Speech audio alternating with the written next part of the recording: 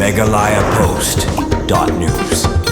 Hakawe ke video molaring dur leng baga CCTV kamera la sakhi hakawe ke jingja accident Nongpoh hakas ngi ublei haka poch fu dunai ai haka bakawe ke Alto ke barang mi nasrok ba national highway patmu berung sha service road kalai Ïatynrah Makhmat berkawe pat ke auto rickshaw ke barang ya state bahan au service lane ke balaja Hakhmat Rani motor ke bodon hapo down gate Nongpoh haka ke jingja omla bantip laki don em ki bamen saw henry leng baga ke video lala ru ban thaki bagi benta ba Hakhmat jong borok arteri kali kilapra bat julor.